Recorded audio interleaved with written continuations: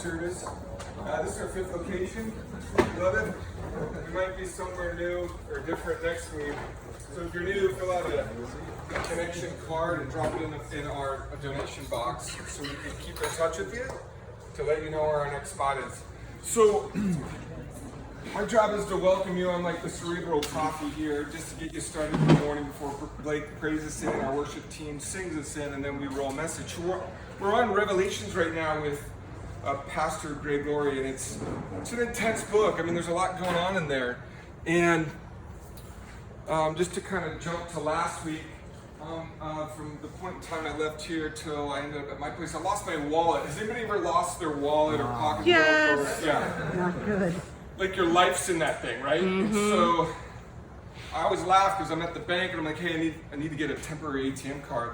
They're like, we need your driver's or license and or some sort of ID. And I'm like, I lost my wallet. Like I don't have anything. So that was a struggle.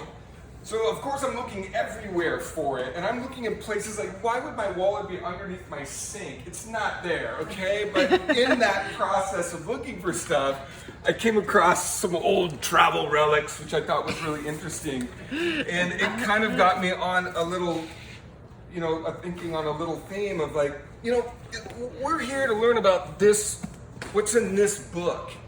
How did this book get here 2,000 years ago?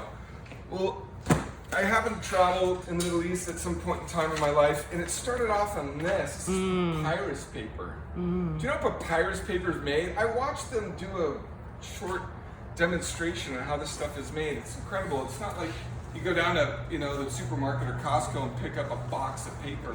It takes a while to make it. It's made out of a reed that grows next to fresh water. And it's an extensive process. And just thinking about all the things that could go wrong 2,000 years ago, to have some information written down on this by a guy who's exiled on an island in, Patmos? Patmos.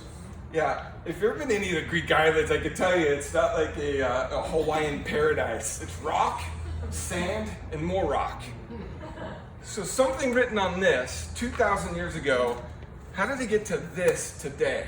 I see myself 2,000 years ago and John coming up to me going, Raj, I got some important stuff for you. I need you to take this and pass it down from generation to generation. What is it, John? It's the Word of God. Okay, great. Mark rolls in. Hey, Mark, yeah, Raj, we need you to come help put the wheel back on the donkey cart. Afterwards, going to go down to the Stonehenge pub and get a glass of grog. I'm like, yeah, sweet, dude, let's go. There goes, the book of Revelations. So this is the kind of thing that really has me like in awe over what it is that we're studying, and that this information has standed the test of time for a really long time. So that was just something that came up for me. I thought I'd share it. Blake's going to pray us in, and then we're going to worship, do our worship team, and then we're going to roll message. Thanks.